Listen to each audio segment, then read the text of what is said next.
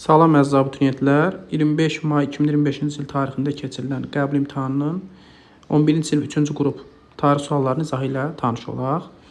Ərəb xilafəti və Böyük Səlcuq dövlətinə aid ümumi cəhət istəyir bizdən.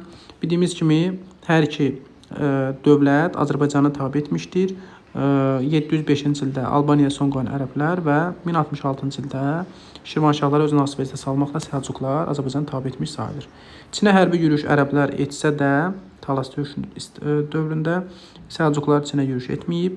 Qəbri Avropaya yürüyüş isə yalnız ərəblərə aiddir. 711-ci ildə Tariq ibn Ziyadın başçılığı Avropaya, İspaniyaya yürüyüş etsələr də Səlcuqlar bu yürüyüşü etməyib. Xidmətə görə iqta torpaqların paylanması hər iki dövrdə istifadə olunmuş torpaq mülkiyyət formasıdır. Ərəblər dövründə yaranmış, Səlcuqlar dövründə istifadəsi davam etdirilmişdir. Cavabımız 1-4. Fransa və İngiltərəyə aid oxşar fərqli xüsusiyyətləri Eyler-Venn diaqramına baxaq. Azadlıq xəritəsinin imzalanması 1215-ci ildə İngiltərə tarixinə aiddir. 2A.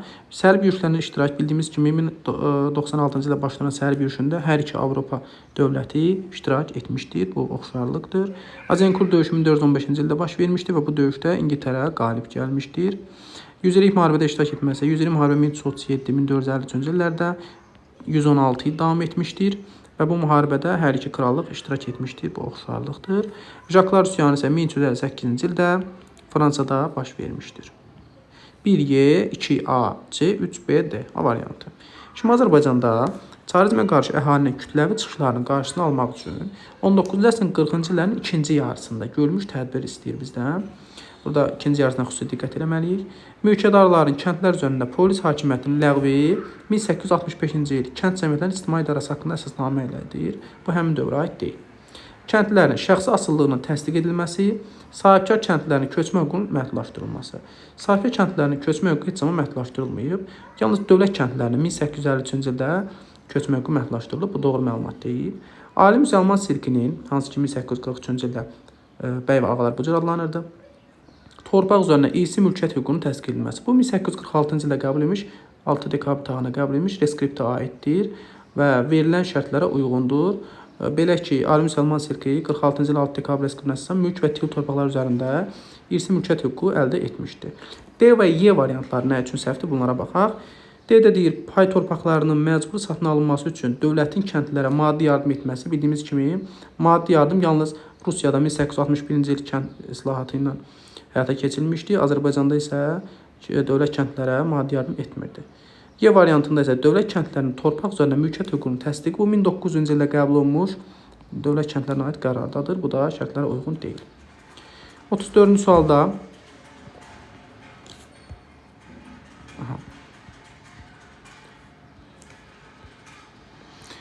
texniki problemi görə üzrlü sayın. 34-cü sualda 1787-ci ildə qəbul edilən ABŞ konstitusiyasına əsasən uyğunluğu müəyyən edin. Qanunverici hakimiyyət icra hakimiyyətinin işini yoxlama səlahiyyətinə malikdir? Xeyr. İcra hakimiyyətinin işini yoxlayan ali məhkəmə idi. Yuxarı palatanın nümayəndə palatası adlanması? Xeyr. Yuxarı palata senat, aşağı palata isə nümayəndə palatası adlanırdı. Bu da doğru deyil. Konqres adlandırılması? Bəli. Qanunverici hakimiyyət ABŞ konstitusiyasında konqres adlandırılır.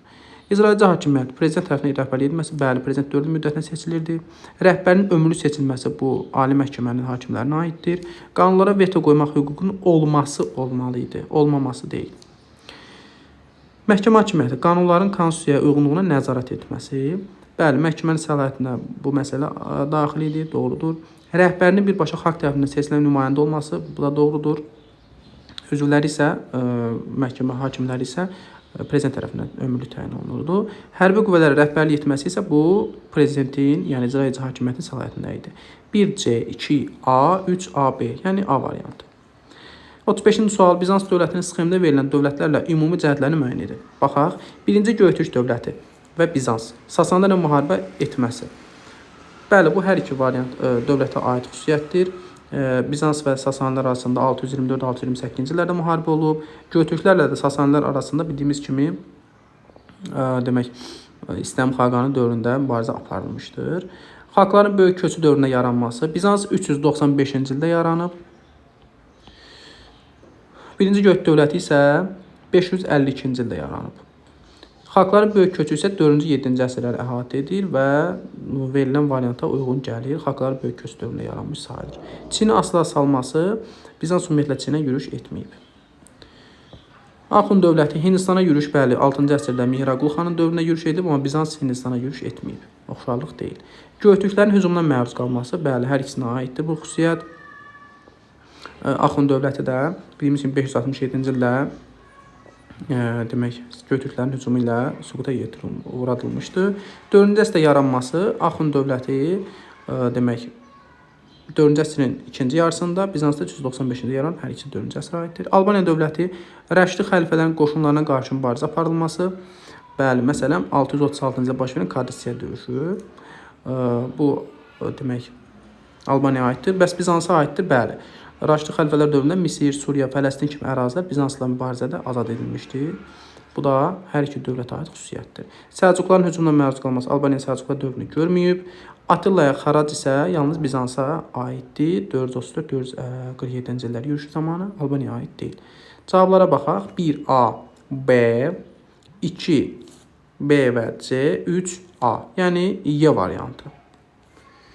36-cı suala baxaq. Şimali Azərbaycanda keçirilən 70-ci il islahatının 47-ci il əsasnaməsində fərqli xüsusiyyəti. Fikir verirsinizsə bu iki qəbul imtahanında kəndli əsasnamələrindən artıq ikinci sualdır ki, qarşılaşırıq. 47-ci il əsasnaməsində olmayıb 70-ci il islahatında olan xüsusiyyət seçməliyik. Dövlət kəndlərinə aid edilməmişdir. Bəli, hər ikisi aid edilməmişdir. Bu ortaqdır deyə götürmürük. Bizə yalnız 70-ci il islahatına aid olan xüsusiyyət lazımdır. Feodaldan tam asıl feodal asıl münasibətlərin gücü zərbə endirildi. Bəli, 70-ci il islahatına əsasən feodal asıllığı ləğv edilmişdi. Amma 47-ci əsasnaməsində belə bir şey yox idi. Bu fərqli xüsusiyyətli ikini götürdük. Malcəd vergisinin ödənilməsi nəzərdə tutuldu, hər ikisinə aiddir. Kəndli öz pay torpağını satın alıb öz mülkiyyətini keçmək hüququ verilmişdi. Bu yalnız 70-ci il islahatına aiddir. Cavabımız 2-4. 5 niyə olmur? Çünki kəndlilərə yararlı torpaq payının ayrılması hər ikisində 5 desyatin torpaq nəzərdə tutulmuşdu. Bu oxşarlıqdır. 17-ci əsrin ikinci yarısı Azərbaycan dövlət idarəçində iştirak edilmiş vəzifəli şəxs əsasında aid deyil. Bu çox asan bir sualdır. Sancaq bəyi bildiyimiz kimi 1578-1590-cı illər müharibəsinin gedişində demək Osmanlı idarəçi dövründə həyata keçirmiş bir vəzifəli şəxs adıdır. Bu həmin dövrdə aid deyil. Vəzir var idi. Qolbəyi naibin yerinə fəaliyyət göstərdi. 17-ci əsrlər Səfəvilər dövlətində var idi. Noyon isə Bahadır və Noyonlar bildiyimiz kimi Monqollarda olan bir vəzifəli şəxs idi. Bəylərbəydə olduğu kimi qalırdı. 1 və 4. 38-ci sualla tanış olaq. Manna hökmdarı Ullusunu və Ualinin hakimiyyət dövrünə aid mücəhət çox rahat bir sualdır. Bildiyimiz kimi hər iki hökmdar Assuriya ilə ittifaqı bərpa edib. Belə ki, 716-cı ildə Ullusunu, Ualli isə eradan əvvəl 650-ci ildə hakimiyyətə gələn kimi Assuriya ittifaqı bərpa etmişdi. Bizyo müharibəsi illərində Cənubi Azərbaycanda burada diqqətli olmalıyıq. Bizyo müharibəsi bildiyimiz kimi 1914-cü ilin iyul ayının 28-dən 1918-ci ilin 11 noyabr Kompiyen sazişinə qədər davam edib. Bu müddətdə Cənubi Azərbaycanda bildiyimiz kimi Seyid Cəfər, daha doğrusu Şeyx Məhəmməd Xiyabanın başçılığı ilə Milazat hərəkatı həyata keçirilmişdir. Çox şagirdlər burada milli hökuməti nəzərdə tutub A və ya B variantlarını seçiblər. Yalnız diqqətli olmalıyıq. Milli hökumət 1920-ci ildə iyun ayında yaradılmışdı, sentyabrda da ləğv edilmişdi. Yəni ona görə A və B variantları müharibə dövrünə düşmür. Amma Şeyx Məhəmməd Xiyabanın rəhbərliyi ilə Azərbaycan Demokratik Partiyasının və ya firqəsinin yaradılması 1917-nin avqust ayına aiddir. Bu da müharibənin gedişi dövründə Cənubi Azərbaycanda görülən bir tədbirdir. 21 Azər hərəkatı və ya Seyid Cəfər Pişəvərinin başçılığı ilə olan hadisələr isə 1945-ci ilə dekabrın 12-sinə aiddir. Xəritədə ulduzla işarələnmiş rayonun səciyyəvi cəhət. Burada ulduzla göstərilən yer Hadrutdur. Hadrut. 2024-cü dövlət başçısı burada prezident seçkisində iştirak etmişdir. Bu Xankəndidir. 2024-cü ilin fevral ayında keçirilən prezident seçkilərində söhbət gedir. Bu Hadrut aid deyil. 10 noyabr bəyanatına əsasən rayon mərkəzi adı verilmişdir. Hadrutun rayon mərkəzi Xocavənddir. Xocavənd.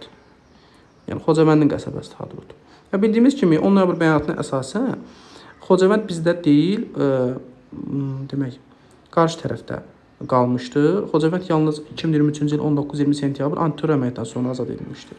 Bu da doğru cavab deyil. Antiterror əməliyyatları ərazisində sülhməramlı kontingent yerləşirdi. Bəli, bu doğru cavabdır. Ərazisində Alban memarlıq abidəsi yerləşirdi. Bəli, Amaras monastırından söhbət gedir. Bu da demək Xocavənd ərazisində Hadrut ərazisinə aiddir. Cavabımız 3 və 4. Hadisə nəticə əlaqələri arasında uyğunluq pozulmuşdur. Şəki xanlığında Səlim xan hakimiyyətə gəlməsi, Şamaxı xanlığı uğrunda Qubalı Fətəli xanla mübarizənin aparılması. Qubalı Fətəli xanla demək Şəki xanı Hüseyn xan Şamaxı üzərindən mübarizə aparırdı. Səlim xan deyil. Bu yanlış məlumatdır, götürülür. Bayat savaşı 1748-ci ildə baş vermişdi və bu müharibə, bu arada deyim ki, birinci variantda olan hadisə 1767-68-ci illərə aiddir. Bayat savaşı 1748-də baş verir və bu zaman Qubalı Fətəli xanı deyil, Pənahəli xan məğlub olmuşdur. Qubalı Fətəli xan məğlub olub, sənə çəkili döyüşdə 1774-cü baş verən demək Gavduşan döyüşüdür. Bu da doğru cavab deyil, götürülür. Gəncədə Cavad xan hakimiyyətə gəlməsi 1786 və xanlığın möhkəmləndirilməsi bu doğrudur. Bizdən isə yanlış cavab istəyir.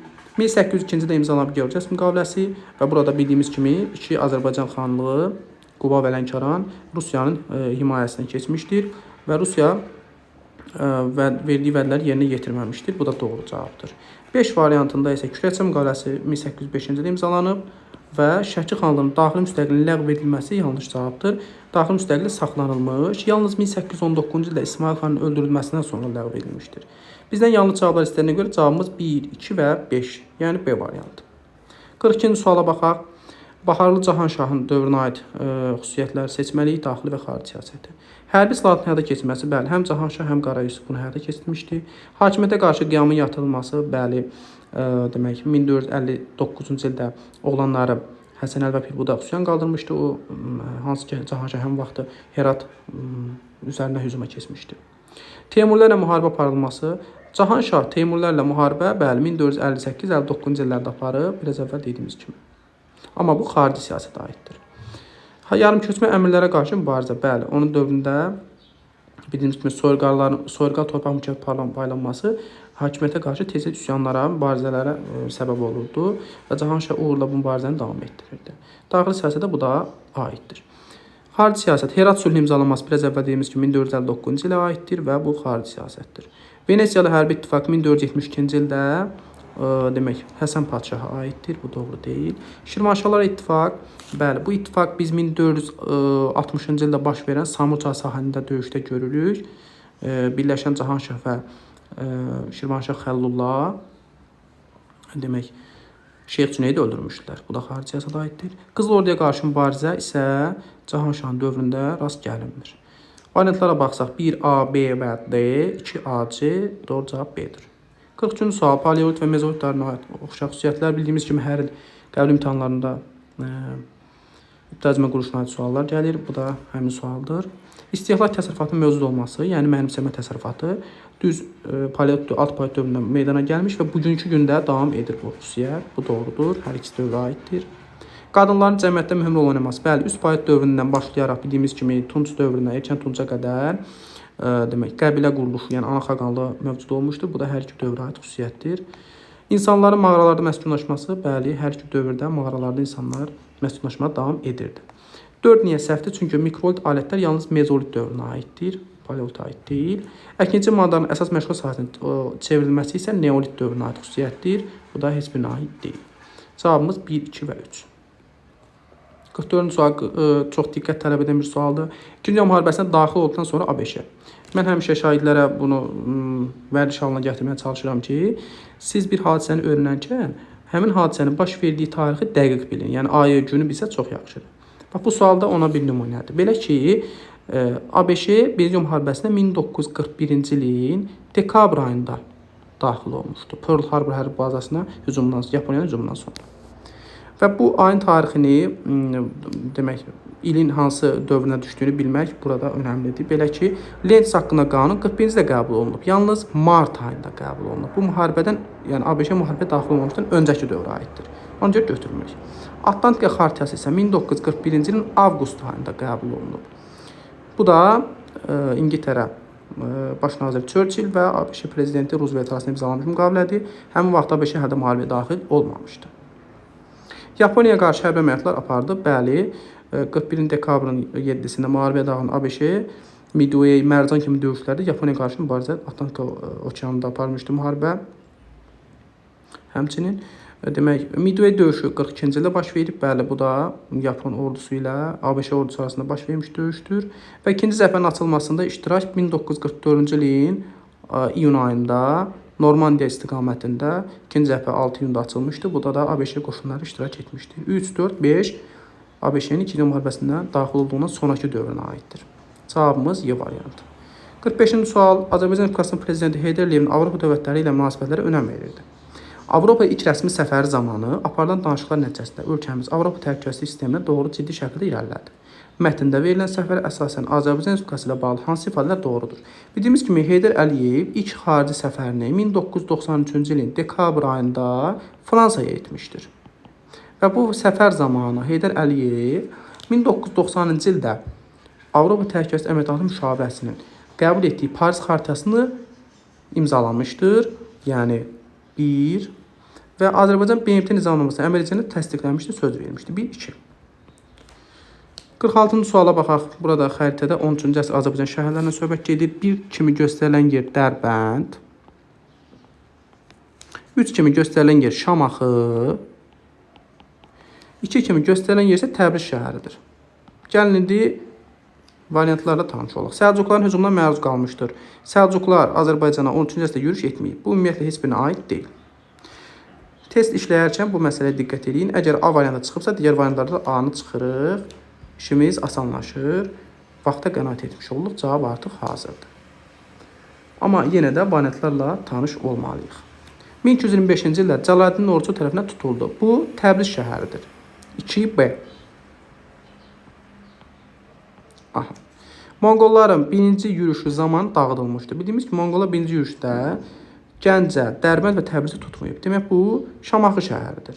Şamaxı isə 3 kimi göstərilir. 3C. Monqollar tərəfindən tutulması ilə Azərbaycan işğalı başa çatdırılmışdı. 1239-cu ildə Dərbəndə tutulmağına söhbət gedir.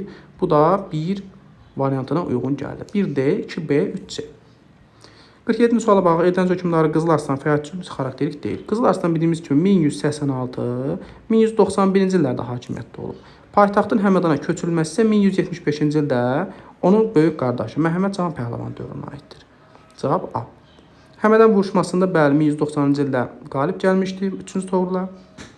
Mərkəzi hakimiyyətə qarşı tabe olmaq istəməyən feodallara qarşı mübarizə aparmışdı. Bu da doğrudur.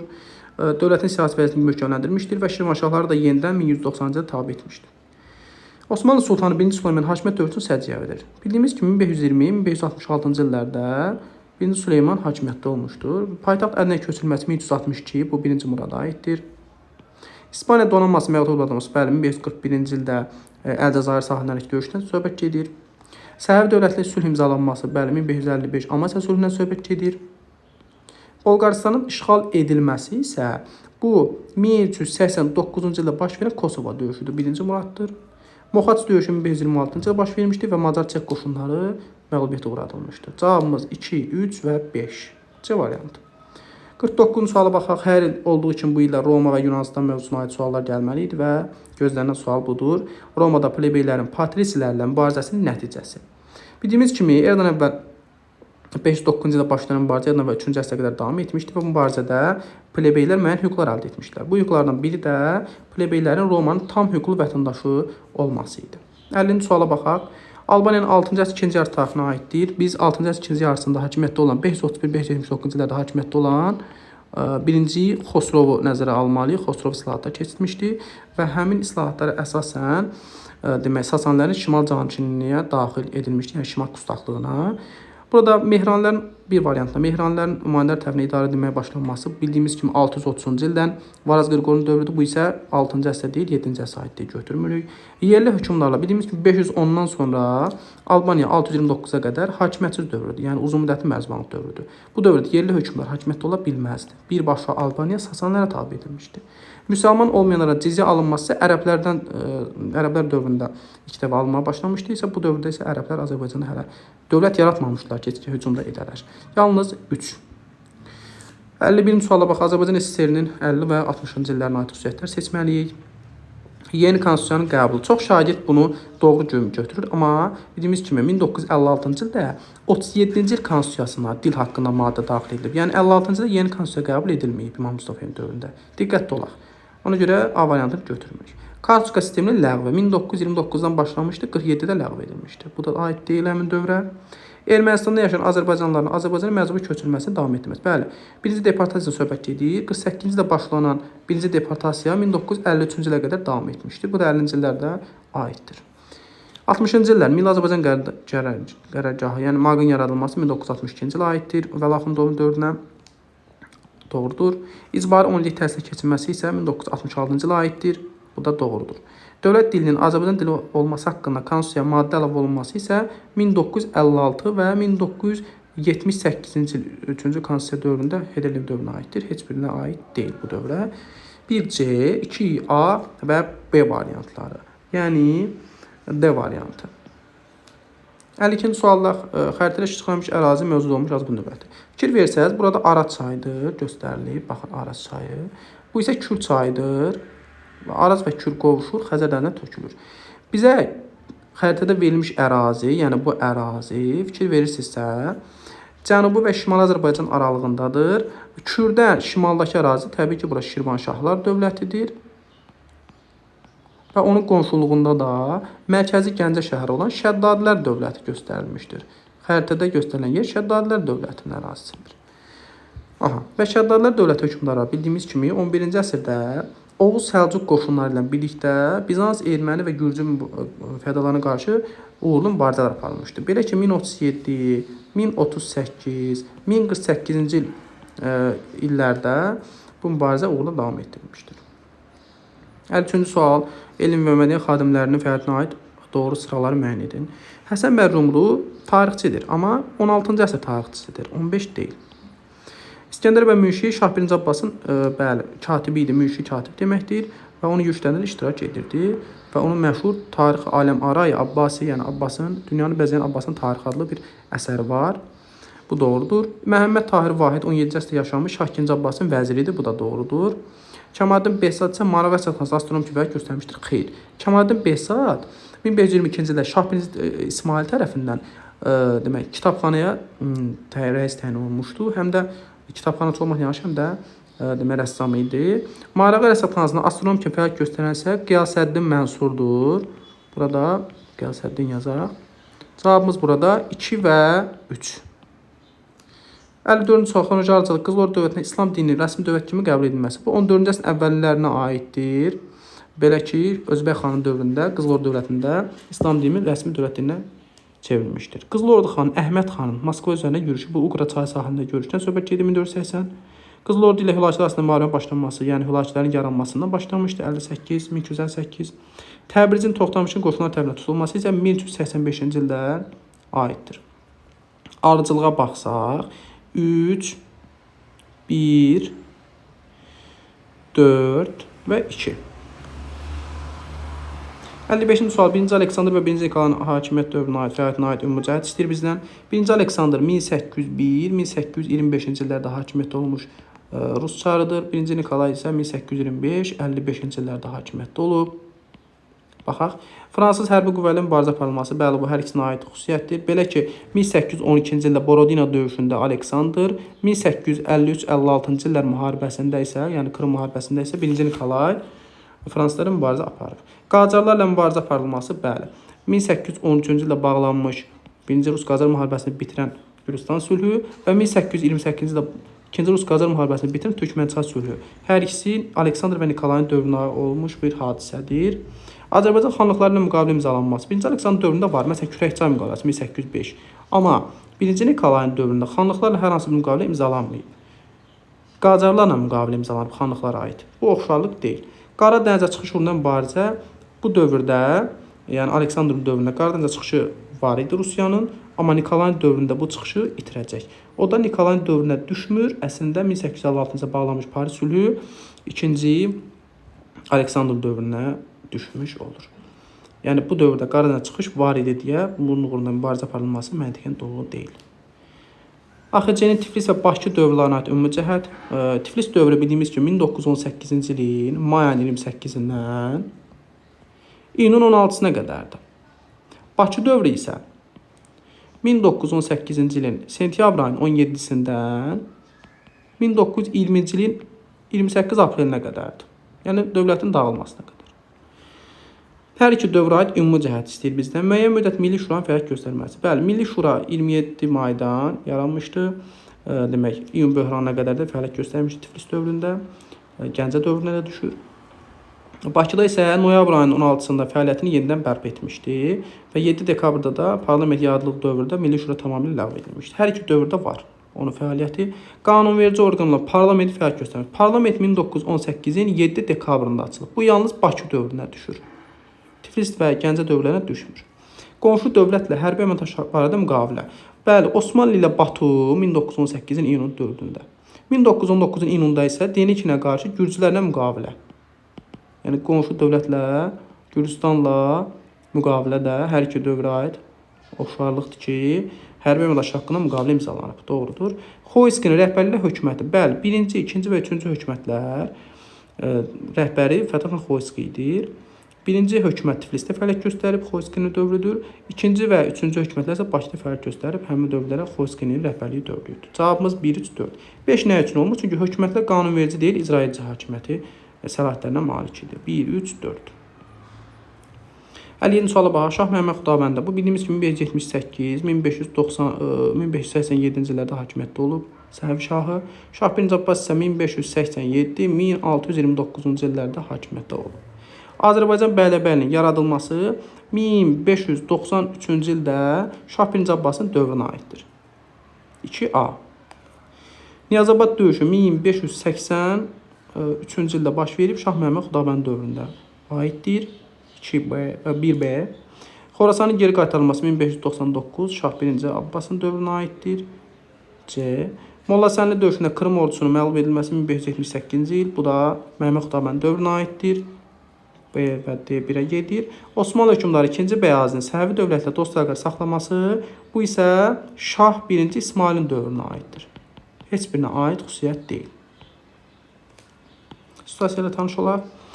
1970-ci illərdə ərəb ölkələri yenidən müttəfiq kimi ümumi düşmənə qarşı birləşib müharibəyə başladılar. Neftin qiymətinin 4 dəfə artması və dünyada iqtisadi böhranın yaratdığı çətinliklər İsrail və müttəfiqlərini danışıqlara getməyə məcbur etdi. Onlar eyni zamanda qarşı tərəfin qüvvələrini parçalamaq istəyirdilər. İsrail və müttəfiqləri bu məqsədi Camp Daviddə imzalanmış sazişlə həyata keçirməyə nail oldular. Mənbə ilə tanış olduq. 58-ci sualda mənbədə bəhs olunan müharibəni başlamaqda ərəb dövlətlərinin məqsədini yazın. Məqsəd itirilən, yəni itirilmiş torpaqları ərəblər hansı itirmişdi, geri qaytarmaq istəyirdilər. Bu məqsədlə müharibə başlamışdı. 59-cu sualda bəhs olunan müharibənin başlanması ilə bu münaqişənin beynəlxalq saldığını göstərən mənbədə verilməyən siyasi iqtisadi amili yazın. Siyasi tədbir kimi yaza bilərik ki, ABŞ-nin və SSR-nin tərəflərə dəstəyi. Yəni, bildiyimiz kimi ABŞ İsrailə, SSR isə ərəb ölkələrinə dəstək olub. Bu birinci siyasi tədbir kimi. İqtisadi tədbir kimi də yaza bilərik ki, və mənbədə olmayan bir xüsusiyyət istəyir bizi. Yəni, bunu neft şokunu yazsaq, burada var o mənbədə. Yəni, yazıb orada ki, dünyada neftin qiymətinin artması, iqtisadi böhran baş verməsi.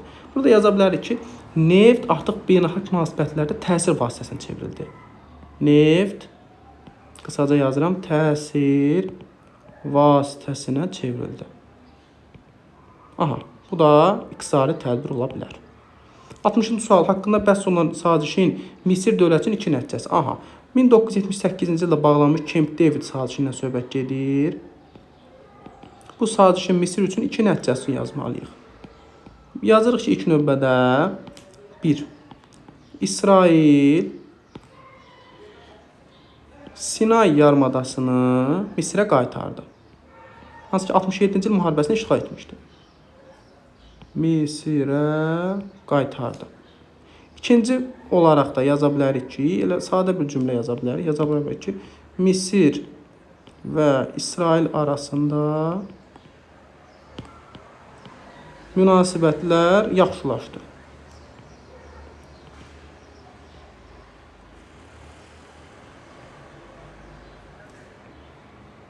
Bu qədər. İzlədiyiniz üçün təşəkkürlər.